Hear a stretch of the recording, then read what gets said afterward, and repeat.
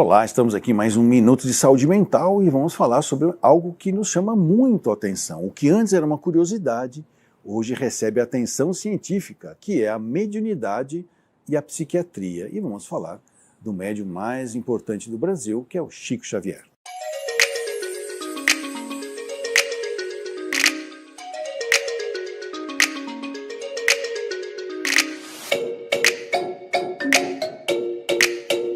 A pergunta sempre vem essa: a mediunidade do Chico Xavier tem a ver com a psiquiatria?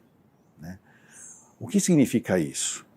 Existem livros que foram escritos em vida, né, por um médico brasileiro que é dito como a pessoa que trouxe o espiritismo, né, para o Brasil, que é o Dr. Adolfo Bezerra de Menezes Cavalcante, né, que era um médico radicado no Rio de Janeiro na época de 1850, que era contemporâneo à época de Kardec em Paris. Tanto que alguns chamam ele carinhosamente de o Kardec brasileiro, mas ele não gostava dessa alcunha, né, apesar de carinhosa. E o Dr. Bezerra de Menezes foi o primeiro a escrever algo sobre mediunidade e saúde mental. E então sempre ficou essa pecha, né, essa maneira de entender que médium tem um pezinho na loucura, né? Na realidade, hoje sabe-se do ponto de vista da psiquiatria que está dentro dos transtornos de ansiedade, um transtorno chamado transtorno dissociativo. E existe, dentro do Código Internacional de Doenças, inventaram lá um transtorno de ansiedade, dentro do transtorno de ansiedade, uns transtornos dissociativos, onde está previsto lá um transtorno chamado de transtorno de transe e possessão, que descreve lá um quadro mediúnico. Porém, ele diz assim: se isso fizer parte, se esse comportamento fizer parte de atividade religiosa ou cultural daquela pessoa, esse diagnóstico não deve ser dado. Portanto, mediunidade não é diagnóstico. Portanto, Chico Xavier não era um doente mental. Tinha lá, como todos nós temos, as nossas dificuldades emocionais, que vêm lá do contexto psicossocial da época dele, da família dele, do contexto em que ele vivia. No entanto, sobressaiu a capacidade de amar dele, né?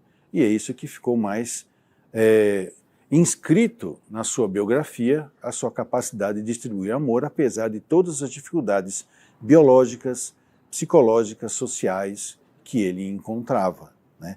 Biológicas porque ele tinha problemas de glaucoma, tinha problemas de coração, como qualquer pessoa que existe encarnado. Tinha problemas emocionais, porque ele enfrentava situações difíceis, inclusive perseguição política e religiosa, né?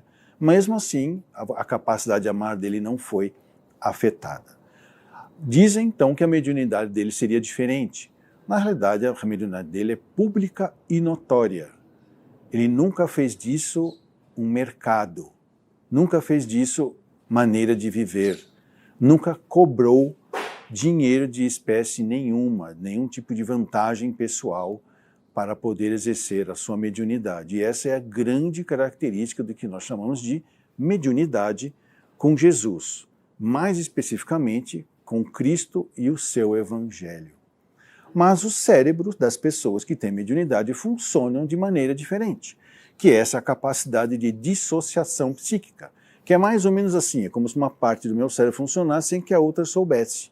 E o Chico Xavier foi investigado, inclusive por cientistas, neurologistas, exatamente no momento em que ele estava tendo a manifestação mediúnica, em que ele estava escrevendo um assunto com uma mão, escrevendo outro assunto com a outra mão e falando de um terceiro assunto.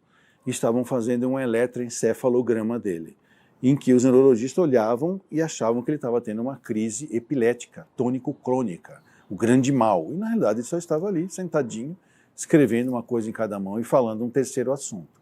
O que demonstra que nem sempre o que a ciência observa através dos seus instrumentos determina a realidade, tá? Ela apenas capta o que está acontecendo, né? Que são fatos, que se sucedem, que é facticidades.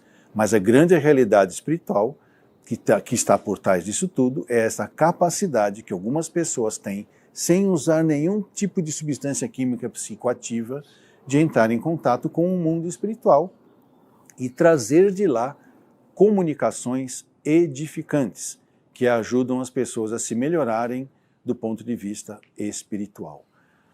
Dessa maneira, podemos citar, eu conheci pessoalmente o Chico Xavier quando eu ainda era estudante da Federação Espírita do Estado de São Paulo.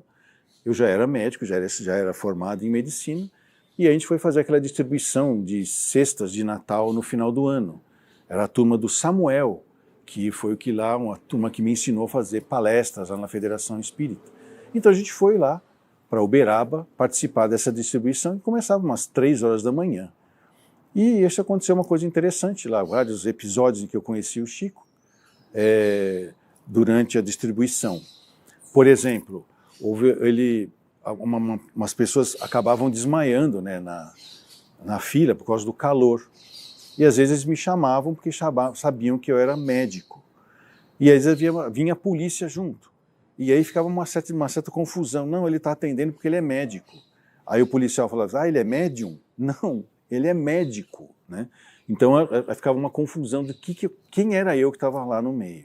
Outra curiosidade também é que as pessoas desmaiavam, eu botava sentado na sombra, botava água gelada aqui na nuca para esfriar o bulbo, para a pessoa voltar a respirar, né? E a pessoa voltava, e eu sempre ia lá perguntar para a pessoa, o que você está fazendo aqui na fila? Né? Porque era uma maneira de eu ver se a pessoa estava situada, voltou à consciência, sabia que dia que era, o que ela estava fazendo. E as pessoas sempre falavam para mim a mesma coisa, eu estou aqui na fila para pegar o trem. Eu falei, ixi, não está boa ainda. Né? Aí eu deixava ela sentadinha, até que alguém ouviu isso pela terceira vez e falou, doutor, aqui em Minas Gerais, qualquer coisa que você vai pegar, aí eles chamam de trem. O trem é a cesta básica. Então isso acabou caindo no ouvido do Chico Xavier e ele mandou chamar o médico que tinha ajudado o pessoal da fila. E ele então, conversando com a gente, foi quando eu conheci a casinha dele, aí eu vi todos os remédios que ele tomava, eu fiquei perto da pia da cozinha, eu olhei assim, tinha um monte de remédio que ele tomava como qualquer outra pessoa. Fui lá também ver o quarto dele, que tinha uns jornais presos na parede assim, porque tinha umidade, né? Pessoa muito simples. Até que eu fiz uma pergunta para ele, que de certa maneira o pessoal achou que foi constrangedor, eu também achei meio constrangedor, mas a eles, como sempre, ele teve a sacada dele, deu uma resposta à altura. Que eu perguntei para ele, que ele era muito preocupado em ajudar os pobres, etc., que tinha não sei o quê. E eu perguntei para ele, aonde a gente podia buscar informações de quem poderia ajudar os ricos, né? Que se arrogavam muitos poderes e não se achavam com necessidade de pedir ajuda, né? E ele parou, ficou me olhando assim, então, olha, quem vai cuidar dos ricos são os psiquiatras. Ou seja, ele devolveu para mim a minha própria pergunta. Então, a gente observa, vamos dizer assim, que a mediunidade do Chico é espontânea, ela não é provocada, e como ele sempre dizia, né, o telefone toca de lá para cá. Ele sempre soube aproveitar, no sentido de levar uma palavra que liberta as pessoas do seu subjugo do ego. E nada mais era do que falar do Cristo e o seu Evangelho.